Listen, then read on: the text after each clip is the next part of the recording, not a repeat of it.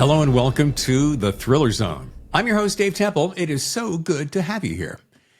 Welcome to, what is it, the middle of summer already? Can you believe it, the middle of summer? And by the time this show drops, it'll be the first Wednesday in August. So happy August to you and yours. I hope it's a very pleasant summer for you. Here in San Diego, it's quite stunning in August.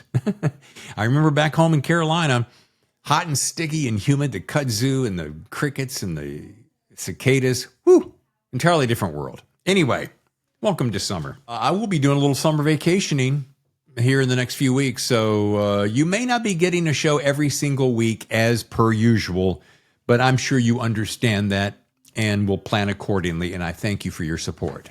On today's show is one of my favorite guys. He's become a favorite guy because he's such a great conversationalist. I just so enjoy talking to him. And as you'll see inside the show, we start talking. We don't even get to the book until, I don't know, maybe 20 minutes in. And you know, honestly, I like it that way. I do. I just like shooting the breeze because that to me is real entertainment. I really get to know the authors, and that's key to me. But I will tell you straight up, Kyle Mills has a new book called Fade In. I told him on the show, and I think you'll hear this. It could be, in my opinion, no, it is, in my opinion, his best book yet. Did I like the Vince Flynn books? Sure. He did great with Mitch Rapp. But this one, this protagonist, I totally dig. And we had so much fun. Now, as you'll notice, the shows have gone for, a little over an hour, hour and a half, to down to about 30 minutes. For a lot of different reasons. I got stuff to do. You got stuff to do. People aren't, I started noticing people would drop off after a certain amount of time. So I just said, 30 minutes does it. We went on for, 40, 45 minutes. So hang in there. We hung up the show and we kept talking for another hour, almost an hour and a half, because we just had so much to talk about. And so many good inside secrets to publishing. I wish I could share it with you. But all those, usually, what do we call it? Overtime? Often get requested to me to, let's not put that on. It's a shame because it's really good stuff. Anyway, I'm rambling, but I can because it's my show. Welcome to the Thriller Zone. As I said, Dave Temple, Kyle Mills today, and Fade In. You're going to dig it. So let me shut up and let's get to it. Kyle, you ready? Hey. Kyle, how are you, buddy? I'm doing well. Let me change my volume here. How are things going? Things are going smashingly. Yeah. You? Yeah, not bad. The run up to publication, it's always a little hectic. It's always something. Today, I have this kind of place that I do these set up, and the painters to paint the house showed up and started pressure washing the front of the house. So it's always something this time of year. Well, not to try to one up you, but just before you came on, literally 4 minutes ago, my dog, who is suffering from pneumonia, goes into a hacking cough while my wife is on a Zoom call with 7 other people, and she's doing this to the camera, but going, "Come here, take care of it." Right when someone knocks at the door who's coming over for a meeting because Candy's call is going late and she showed up early and dog is coughing. I'm like, I got Kyle. Oh my God.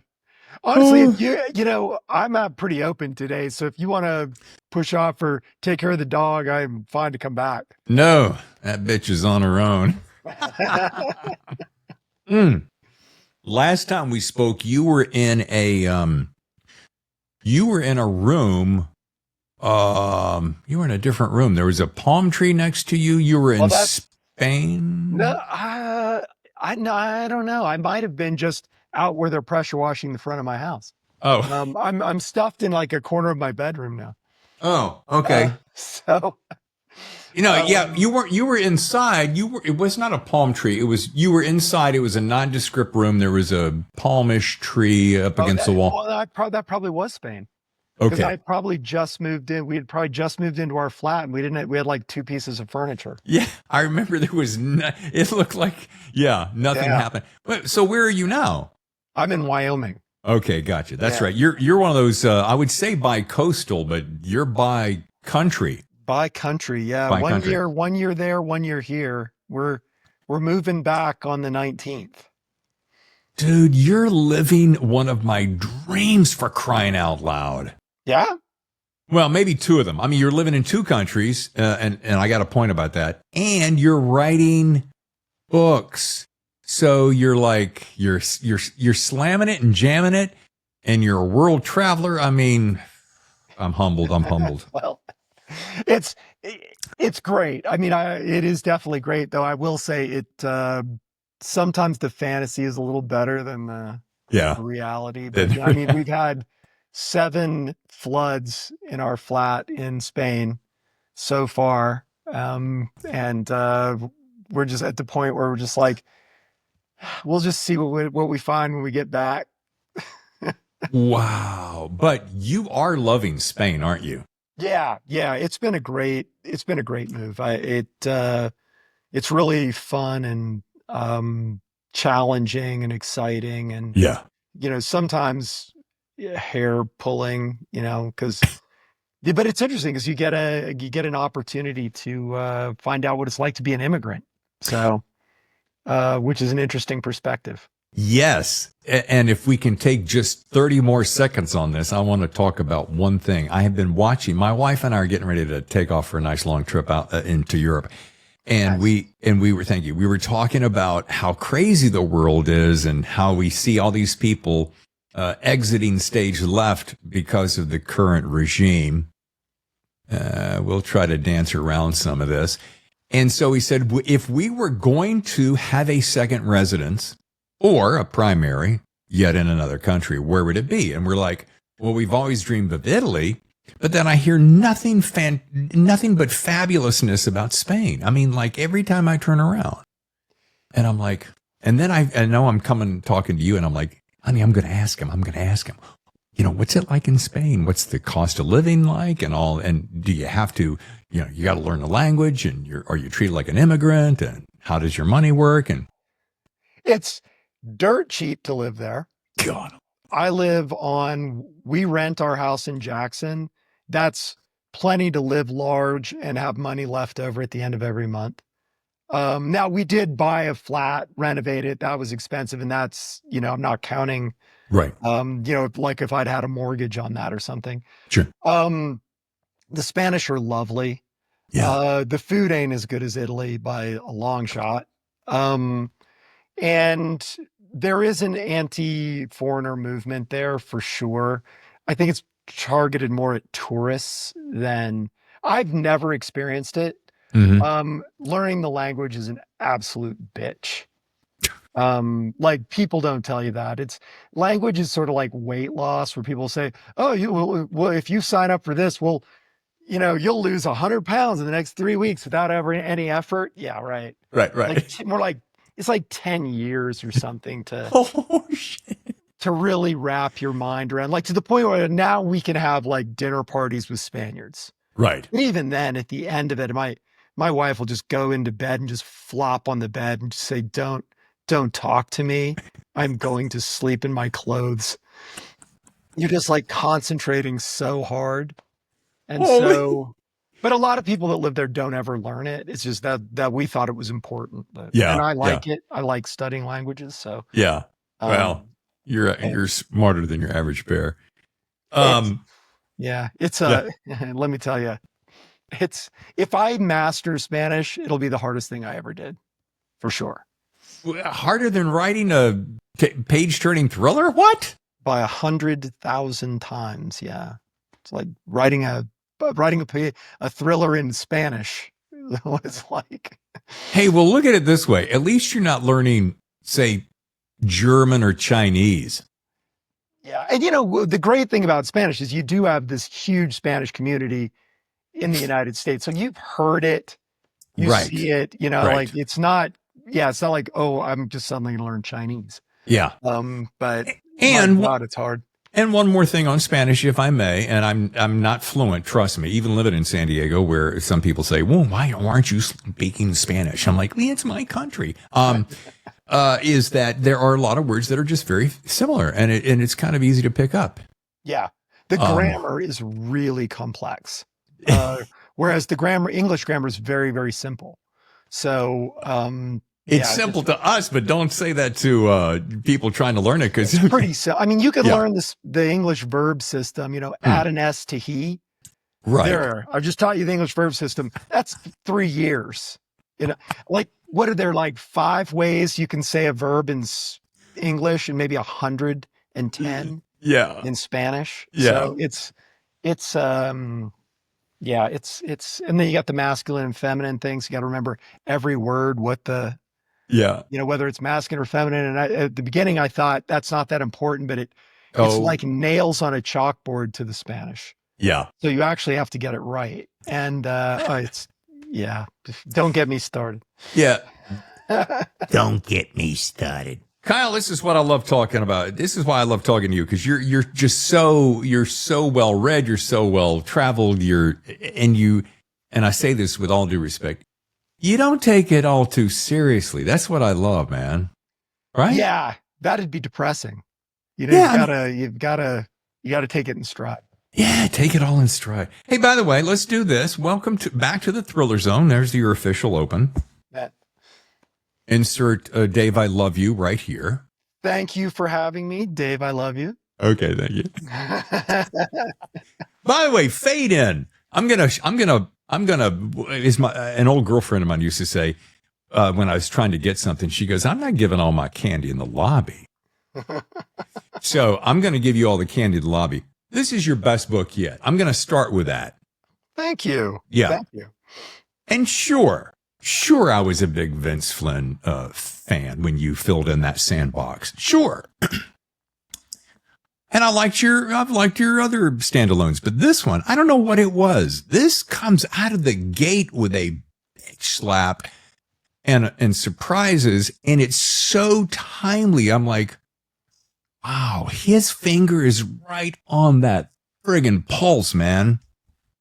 Yeah, that's what I was going for. After 9 books in the Mitch Rapp series, which was super fun to do, I wanted to kind of move away from, kind of the Islamic terrorism and stuff that's really the focus of that series, and talk a lot about the weird stuff that's happening today. It's not like the old days of, the Soviet Union's the bad guy, or the Islamic terrorists are the bad guys. Now it's coming at us from every direction, and including inside the house. Yeah, I mean, you've got all these divisions inside the country, which is massive problems. I mean, it's funny to think how many weird things are going on. Anything from climate change to the internal division of the United States to this crazy war in Russia, America trying to completely sort of reinvent itself in its place in the world. I mean, it's like Israel, it's everything. It feels like it's like everything all at once. And technology. I mean, forget about that. It's crazy to think that when I started Fade In, AI wasn't really a thing. Like when I first put pen to paper, now here I am on Pub Day, and it's just blown up. So it's like a year and a half. Dude, if I can insert something here, I have been telling my wife, I'm working on a book, by the way. I'm not going to bore you with I want to show you my notes, Mr. Mills. I'm really I have many words. Well, I know you're working on it. I've been working on it. I've been working on it for too long, but I'm really in the thick of it right now, and it is involving AI. But here's my point. I say to my wife every mother freaking day, honey, I know you're getting tired of hearing this, but AI is coming.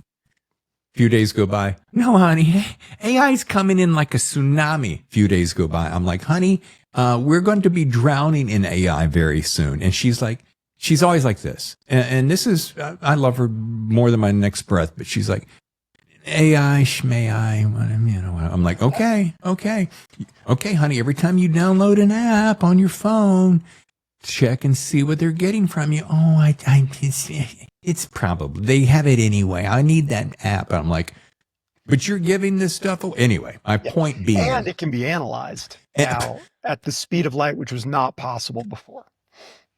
When AI shifts into agentic AI, and folks, for those at home who are going, Dave, what are you talking about? It is basically the next level, like about 20 stories up. But the way it's processing, Jesus, it's mind numbing, isn't it, Kyle? It really is. And then there's such a good platform to, I mean, it's terrible because AI, the possibilities of it to help humanity are endless. But if we know anything about humanity, we'll skip those and go straight to the bad stuff. And I mean, everybody looks at their phone 8 hours a day, and now AI has all that data on you. It knows everything about you, and can use that, sift through all that data, and target things right at you. I mean, it can convince you of anything. And so, what you don't know what's real, what's not. I mean, yeah, I mean, just recently, that video of Obama being arrested got forwarded around, and it was forwarded around by the president. And you kind of like, oh man, I mean, the floodgates could be open now for just deep fakes being, forwarded around by governments. And how do you know what's real anymore? And then the AI can make them specifically to you. So, yeah, I don't know where it's going, but that was kind of the point of writing this book and starting this series is it gives me an excuse to explore it. You and I could literally take an entire hour on just the topic of AI, and I'm not going to do it because we do have your book to talk about, Mr. New York Times bestselling author. And I got a few questions, to make you show that I'm a smart guy. But I got to tell you something. I'm more than fascinated. I'm crawling into addiction territory. I am so consumed with the possibilities. And you made a good point. There is good and there is bad. Well, us as human beings, we're going to go straight to the bad, for crying out loud. It's just going to happen. Oh, wait, if I can use this for good, what if I could use it for bad? And then you're going to do it. Next of all, should we be using it in our creating stories? I say yes. I'm not saying go take Kyle's books and upload them and analyze them and copy a book like that because he's such a huge #1 hit writer. But how about if you had a little bit of help, like asking, hey, are my beats? I made my beats. Do they work well? Is this story timely? How much that is happening in the world today reflects what I'm toying with, right? Yeah. Well, I think it's inevitable. Yeah. I'm sure it's happening now. Yeah. But I'm not that interested in it in that realm. I mean, I played with it once, I don't know, it was like a year ago or something. And I think I had put in a rough draft of a chapter and said, rewrite this chapter into a final in the style of Kyle Mills. And it definitely cleaned it up, but it wasn't something I'd have ever written. Yeah. And I'm kind of at the point in my career where I do it for the joy of it. I Sure. really like writing books. So the idea of having AI do it, and then what would I do all day? So for me, it doesn't work. If I had to, if I was in one of those poor guys that I'd do 5 books a year or something, then it might be a really good aid. But I like sitting there and, crafting sentences and, things like that. So it's kind of my, it's my job, but it's also my entertainment. Yeah. Well, and you're good at it. Yeah. All right, let's do this. First of all, I broke this up into a couple of things because I want to go back in your background a little bit, and I'm watching the clock. I'm going to try to get you out in about half hour ish. And then I want to get into fade in, of course, but I want to go back a little bit. Growing up as I guess you could be called a bureau kid, right? Your pop was in the FBI, so you grew up in that whole world.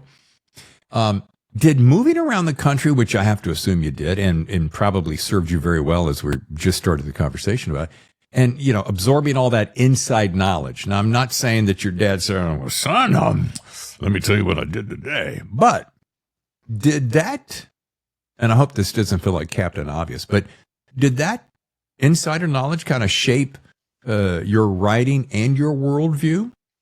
Yeah, certainly my writing. I mean, just from the very beginning. So I started, as much as I hate dating myself, before the internet.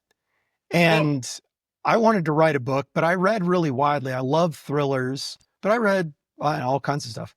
And I had to actually sit down and decide what genre I was going to write in. And now, to be clear, I never in a million years thought this book was going to get published. It's just a project. And so I wasn't setting out to have a career to get published or anything like that.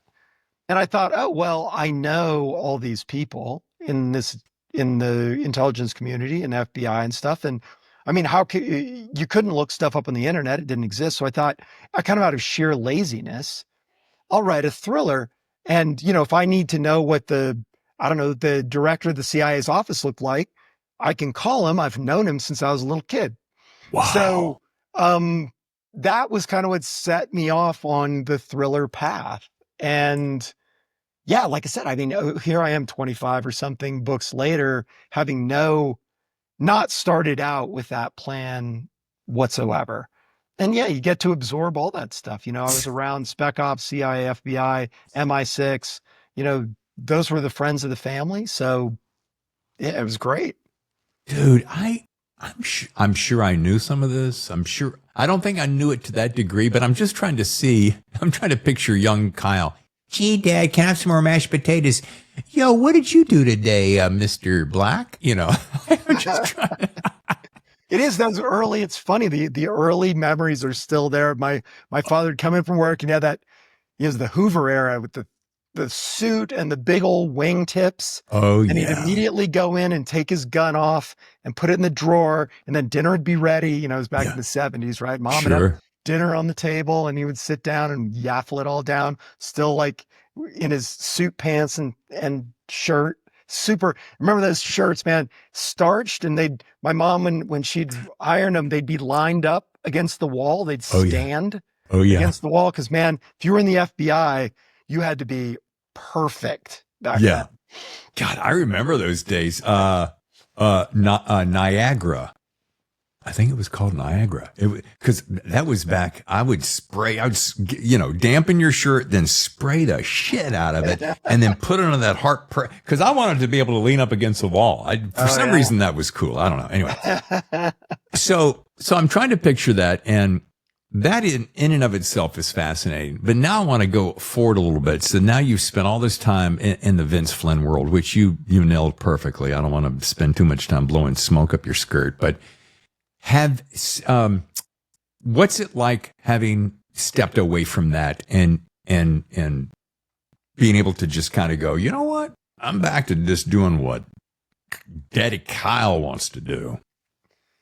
It's been really fun. I mean, I really liked writing the Mitch Rapp stuff. So it was a really hard decision to stop. I mean, I felt like I was at a good stopping point for a number of reasons. And I had this character who's got the same deadly skills as Mitch Rapp, but is a very different personality. He's a little gonzo, a little manic depressive. He has a weird sense of humor.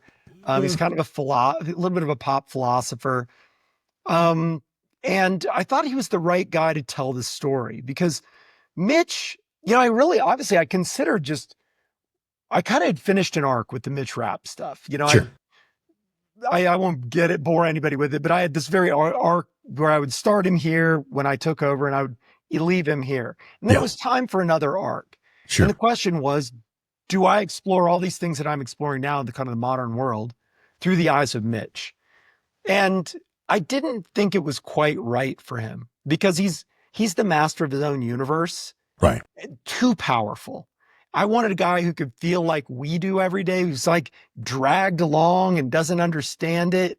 And it's changing too fast. And he's not sure he should be involved and all these doubts and things. So Fade, which is a character I introduced 20 years ago and left alone for 20 years, seemed like the perfect guy to like observe this world and interact with this world. And it would be in a really fun and interesting way. So you've got to match your character to the story to some extent. And he seemed perfect for that. Yeah. You made me think of a conversation that I had recently with Megan Abbott, which she's just so friggin' delightful. Oh my God. I could talk to her all day long. But we were talking about how funny it is we as writers, I think I used the phrase, Megan, do you ever feel like you're laying on your own couch, laying on your own couch while your other part of yourself is sitting in the chair going, tell me about that. Where do you think that came from? Right. So when I hear Absolutely. when I hear you talk about Fade, I'm like to myself, what's Kyle? What's he working out in his mind as far as Fade is concerned? Because this guy's a little bit of a loose cannon, and which is what I love about him. Yeah, it's weird because if you write kind of like I do, when I write a character from a character's point of view, I kind of inhabit that character. Yeah. I don't plan what they say. I sort of become that character. And, Fade's a weird guy to spend your day in his head, So Mitch Rapp, at least, he was a straight shooter, like, really kind of hard charging. He knew what he believed in. He knew, and the Fade's is all over the place. That guy, he's just chasing every squirrel. So, that's a really fun thing to do because he's particularly, I've always been fascinated with writing characters that are really different than me. Yeah. So, I mean, like whatever it is, women, terrorists, in this case, Fade, it's fun to get into other people's heads and see their perspectives. What does your wife, I have to ask this, and if you don't want to, if it's too private, you can tell me, but what does your wife, when you talk about, I get to like to get in that head and I live in that character, it's kind of like you hear actors, method actors who will get into a character and they'll live in that character while they're shooting the movie. So I wonder how much of that integration of Fade into yourself do you have, and does it stick with you? And on top of that, does your wife go, you're Kyle, babe, you're not Fade, so pump the brakes? Fade isn't too bad. I wrote a serial killer book once, though, years ago, where I was writing a lot from the point of view of the serial killer. Mm-hmm. And my wife, at the end of it, said, "That's your last serial killer book." And it was. What was that book? I want to read it. Burn Factor. Oh, okay. And did you? And where? All right. I could go down that rabbit hole. I won't do it. All right. Let's get back to here. All right. Without spoiling things for folks who have yet to read Fade In, Fade's takes aim at how we manipulate perception, and we started off the show about this. But did today's media ecosystem influence this plot line, and to what degree? What was about? What is it that was going on that you went, now I'm going to weave this into a story? It really was just like what was right around the corner. And you could see it with AI. I mean, I said it wasn't really a thing, but you could tell it was coming when I started that book. And just the incredible power of the billionaire and elite class and how they're becoming more and more powerful. And, you think about Elon Musk. I think I talk about this a little bit in the book, and I use real world examples of, you can't shoot anything into space without him. You can't talk from over satellite without his satellite constellation. His power over the government, and you saw it. It's funny that he ended up in this feud with Donald Trump, which I did not foresee at the beginning of this book. Even Elon Musk getting involved with the government, but him talking about, well, then you can't use my rocket. Get up in my grill. You can't use my rockets anymore, or I'll shut off my satellites or whatever. You think, no, I mean, not since like the J.P. Morgan days have individuals, unelected, wealthy individuals had this kind of power. I mean, Zuckerberg or Google that can manipulate everything we see with their algorithms and stuff. So it's something that I saw coming, and it's just one of the major threats. I mean, humanity now is its own threat. That's kind of the weird thing now. It's not famine. It's not, we didn't handle it very well, but we can handle, COVID. Yeah. We can feed ourselves, we can stay safe. And the problem is we don't. I think it's almost like we get bored. So you think about, I mean, the perfect example of this would be Russia, right? The largest country in the world. And what do they decide? We need more land, and we're going to go in and just get completely bloodied and trash our country, trash their country. Why? I don't know. We were bored. You really can't even come up with a decent reason. Well, yeah.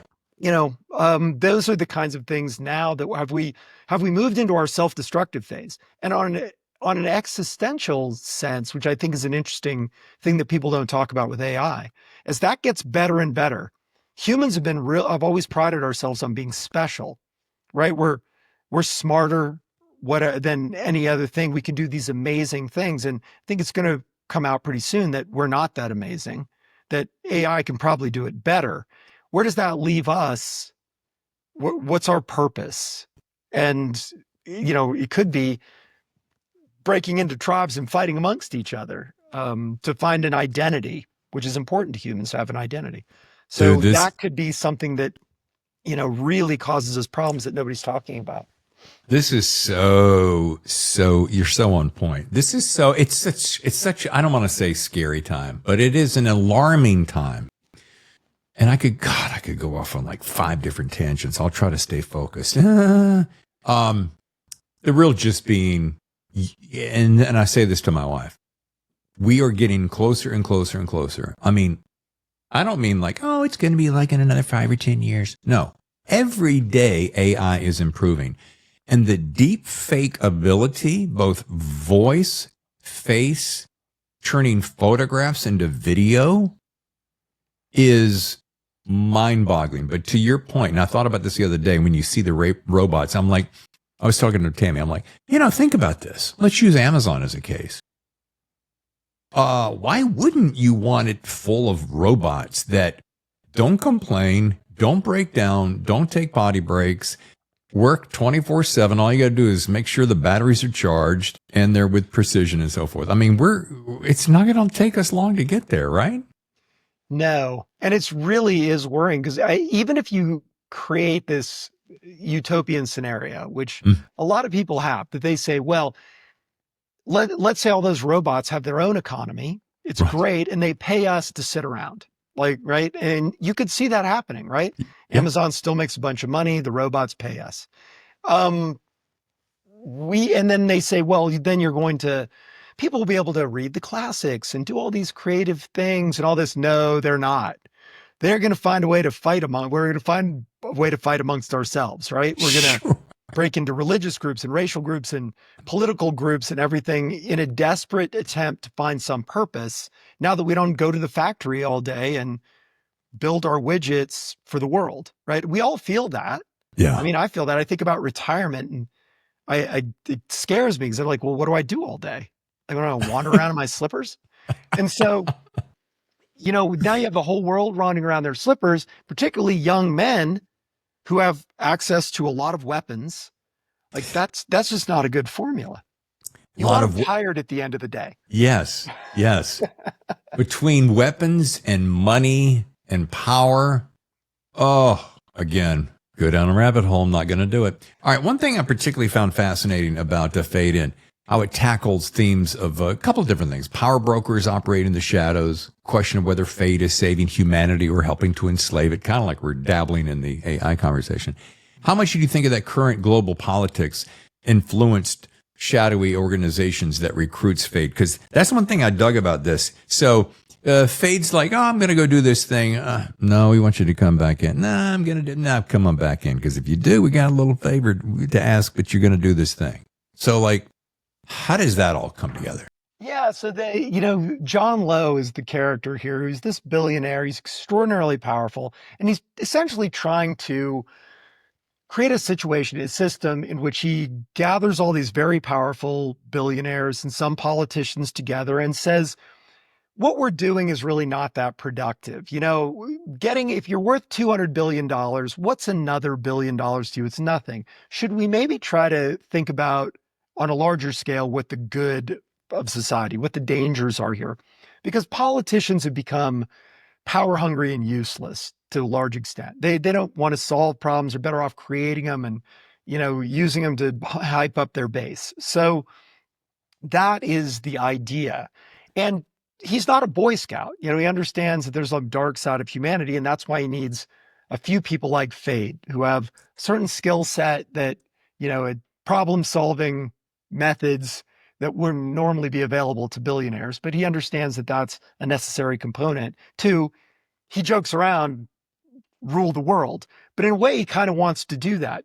And an example of this that they talk about in the book not to be a spoiler, but to just kind of give you an example of what I'm talking about, on one scale is simply there's a guy that has cracked driverless cars. Like he's got a system, it's going to work perfectly.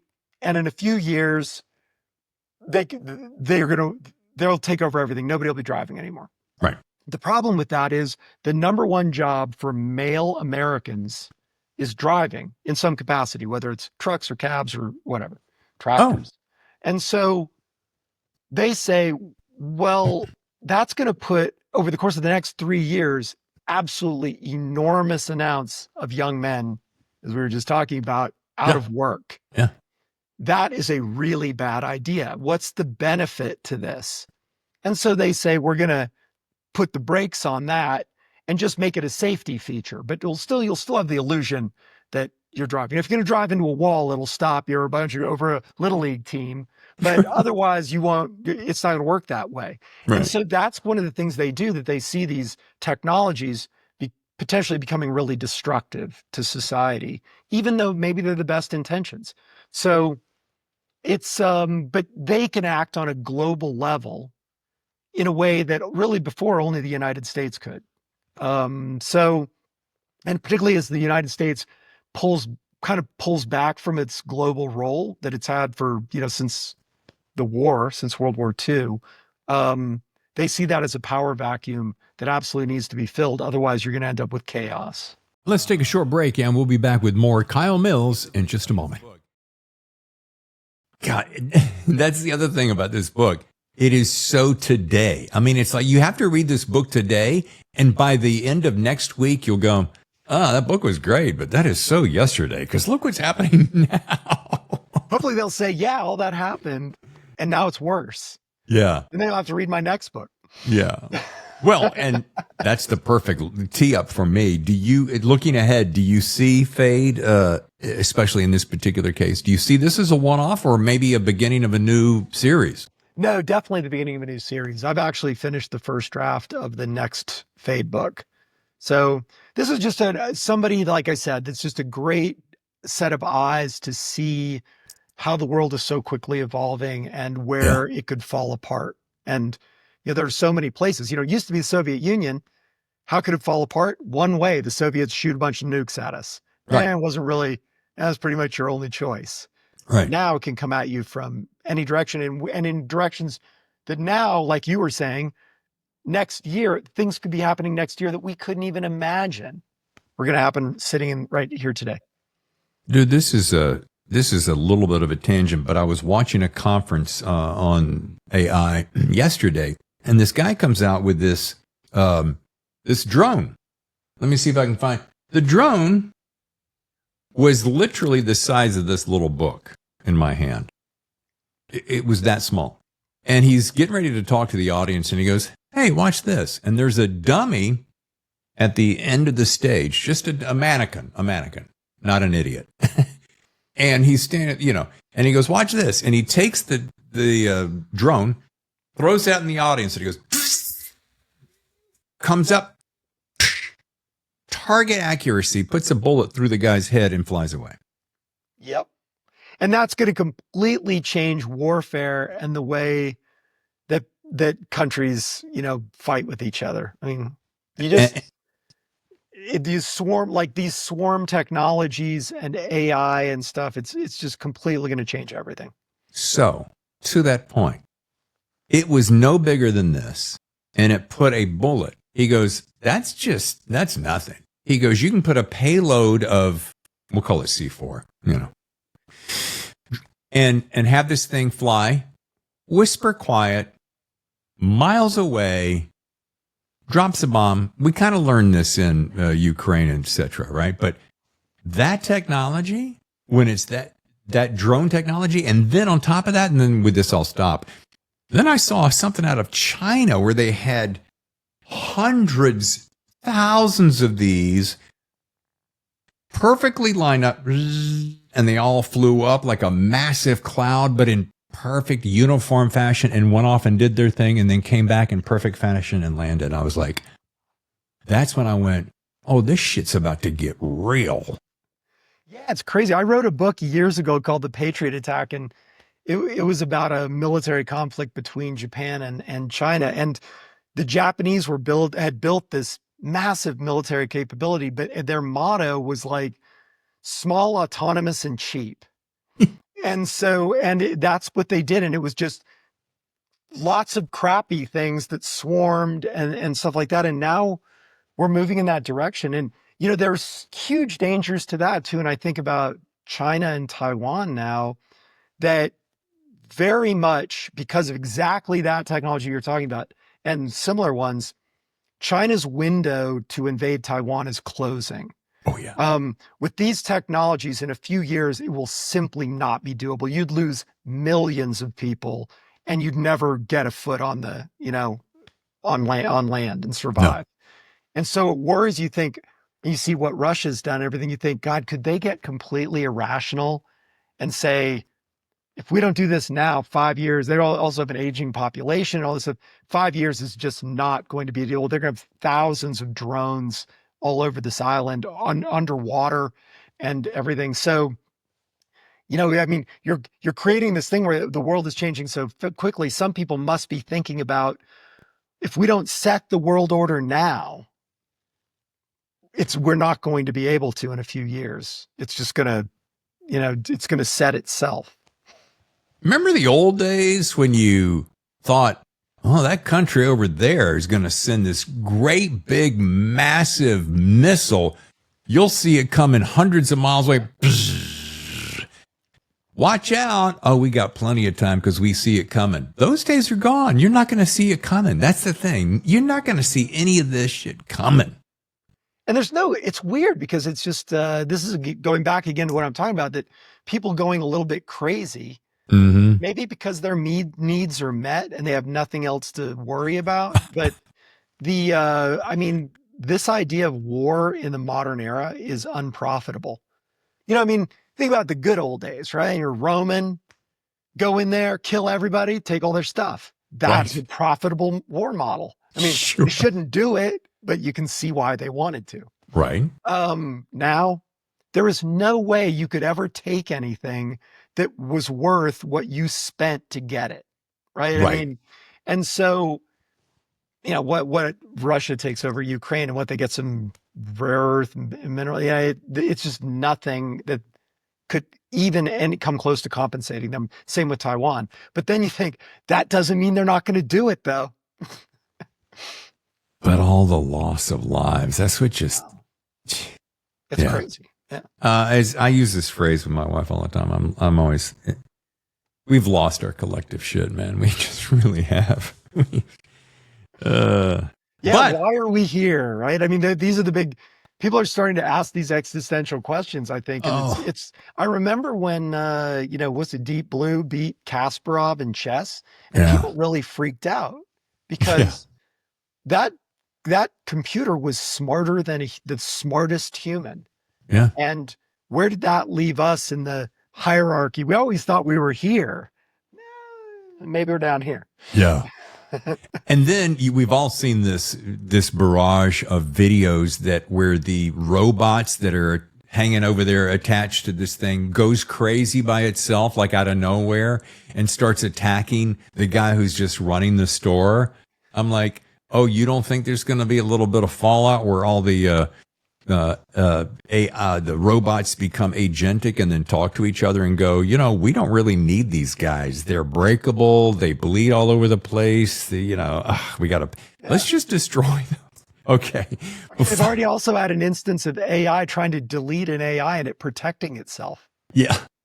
All right. So that's probably not going anywhere good. Folks, I don't want you to walk away from this show going, geez, I don't know that I need to listen to this Thriller Zone anymore because it's just this existential dread is making me want to just go drink. Nobody needs to start tying any nooses yet. I think it's going to be fine. Drink, yes. Tie nooses, no. Yeah, take the edge off. Yeah. Oh, my God. What is your, as we get ready to close, what is your favorite take the edge off beverage these days? I'm a tequila guy, much like Fade. And a nice margarita in the summer. Can't go wrong with that. There's a nice thing I have learned about tequila. Tequila was always the Achilles heel for me. It always got me in trouble. Back in the day when I was coming up in radio, we'd always go out for beers. Let's go have some beers. But the day I discovered shooting shots of tequila was the day that my life changed. And it did not go in a pretty way because there was this mechanism in my brain that said, oh, folks, all bets are off now. I mean, it literally was all bets are off.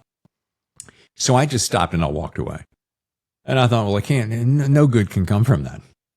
Decades went by and I started talking to guys like yourself who go, have you had any good tequila lately? I'm like, well, it's always, I won't mention a name because somebody will have a real fit with me. And it was cheap. And they go, well, there's some really good tequila out there that you can drink like a single malt scotch and really find it to be quite enjoyable and it won't kill you. So I have tried to come back into your fold. And how's it going? Does it drive you crazy? No, it does not drive me crazy because first of all, I'm 30 plus years older now than I was then. So I'm drinking differently than I used to.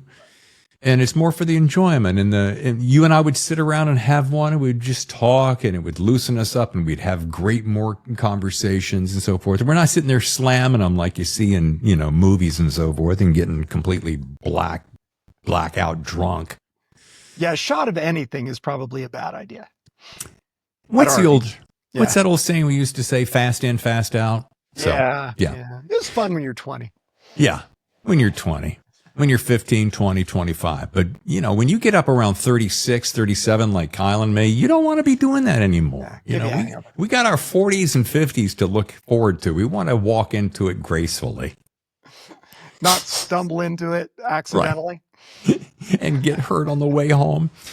As we wrap, I got to close. Everyone, they tune in for, of course, greatness like Kyle Mills and to hear what he's writing about. But we always like to close with what's your best writing advice? I know you got a good one. You've shared it before. You've been on the show before. But I want to know, A, what is it? B, has it shifted any in this cycle of evolution that you've incurred through in your proliferous and pontificativeness of your career? I'll give you a new one. Forget thriller romantasy. That's the place to be. Oh my God, I could not actually agree with you more. When I said, go ahead and finish because I interrupted you instantly. It's just like people love it and the authors are a lot of fun.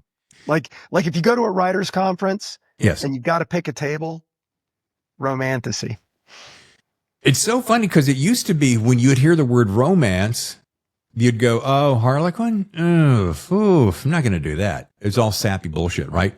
But then, romantasy comes along, which is basically romance and fantasy. And then then it just kind of, I thought it was already blown up. Now it's blown the hell up. Oh, man.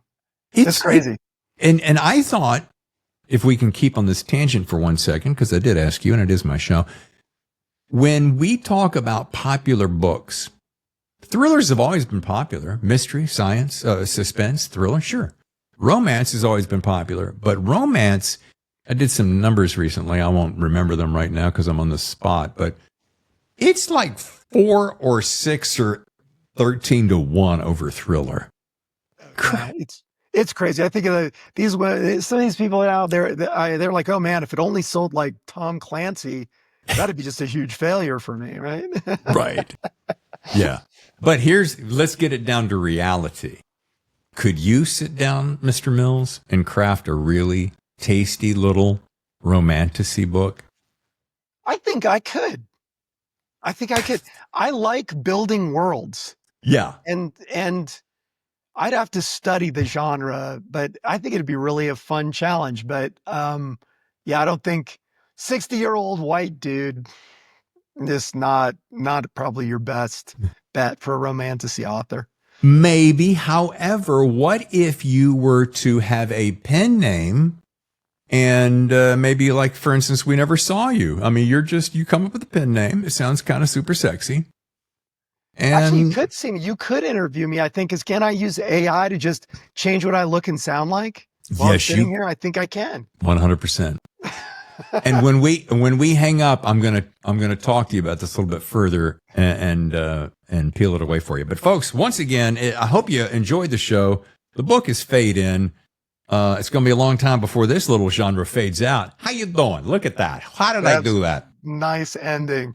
Yeah. But I mean, one last closing thought. This is my this is the new thing I'm banging on the door about. I don't know why. Maybe it's because I got a shortening attention span, Kyle, or I read too many books.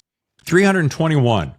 That's just about the magic number that as long as the book ever has to be. If you want to go 321, you want to go 291, 281, I'm still going to be loving on you. That's interesting because it's funny that when I started, books were much longer. Oh, yeah. And it's really has been there have been many trends over the 30 years I've been in this business, but one of them is that, I mean, my contracts used to call for much longer books than that. Yeah, remember the days when they go, Kyle, I need about a 140, 160 from you. Can you do that? That'd be really great. Right. Now it's like, Mr. Mills, can you get this down around 95 to 99? That would really be great. And it's, and my first drafts were actually really long. And then I slash like 25,000 words out of them to try to make them more efficient. For real? You do? Yeah. You do that to this day? Yeah. To this day, I don't know why I'm really long winded in my first draft. And then I realized I could have said the same thing that I used 10 words in 3 words. And so I shorten them in the second draft. Though most people don't like to do that because it is kind of a bummer. You think, how long did it take me to write those 25,000 words that I just hit the delete button on? It's longer than you want to think about. You know what? I get that. I understand that. We need to let go of that bullshit. Here's why. A, attention span's getting shorter. B, life's getting shorter. We're getting closer to the end of the beginning. Okay. How you doing? It's just pure math. And C, I got too many things to do. Sure. Do I want to read Kyle Mills book? Yeah, absolutely. I get a lot of enjoyment out of it. But I'd also like to read a Meg Gardner book, and I also like to read a Don Winslow book, and I'd also like to, and the list goes on. And I just want to read some romantasy, perhaps. I want to tickle myself with some romantasy. You and everybody else. Anyway, dude, this was so good. Thank you so much for taking the time. You're always such a friggin' delight to talk to. Same. I appreciate you having me on. It's always a lot of fun. I don't know. It'd be a lot easier to get to you in Wyoming than it would be to get you in Spain. So if I ever make my way, is it Jackson Hole-ish adjacent? Yeah, Jackson Hole. I'm right in the middle of town. Yeah. Okay. Never been there. I hear nothing but fantasticness about it. It's pretty. And, we have a beautiful park, Grand Teton National Park's right outside the town. So, yeah, I've been here over 30 years. Hard to believe. Wow. Well, if I'm out that way, we're going to sit down with some nice tequila, make us a fire and sit down and talk about books and romantics and stuff. Not that hard to get to Spain either. They get on a plane, they'll fly you right there. Yeah. Imagine that. Kyle, thanks again, man. Yeah. Thanks for having me. Yeah, that was a good conversation and a great book. Fade In. By the way, go to kylemills.com if you want to learn more. Folks, we're only doing 2 shows in August because it's summertime and I'm working on my own book, which I'm going to share with you very, very soon. I've been working on this for months now and I think you're going to like it. You don't hear me talk about my books very often. As you know, I self-published 9 books? And I said, hey, when I get to that 10th one, I'm going to go try to find an agent and all that stuff. That still remains to be seen because there are other methods to do this, skin this cat. But either way, I'm going to tell you about it. But here's the deal. We only got 2 shows in August, telling you straight up. And on next show, I got a twofer. It's two of the smartest, funniest, best writing cats on the planet. Who is it? Lee and Todd Goldberg. Yeah, they happen to be brothers. Golly, they're so funny. That's going to be next week's show. Well, next week, meaning 2 weeks from now. And I want to make sure you catch it. I probably shouldn't say in 2 weeks because I might slide them in sooner and I might slide in some other things. I'm always trying to surprise you and surprise myself. Either way, tune in for Lee and Todd Goldberg. Their books are on the way and they're dandies. So, any kind of, listen, you want to drop us a note, feel free to. Drop it at thethrillerzone@gmail.com. That's our email, thethrillerzone@gmail.com. You can always find us at our website, thethrillerzone.com. Makes so much sense, doesn't it? If you want to get on the show, let us know. A lot of inquiries coming in. Some we can take, some we can't. It's just, luck of the draw. You know how it works. But feel free to reach out. And if there's something you're loving about the show, let me know. If there's something you're hating about the show, let me know. Love to hear from you. All right. So until next time, I'm Dave Temple, your host. I'll see you for another episode of The Thriller Zone. Happy summer. Your number one podcast for stories that thrill. The Thriller Zone.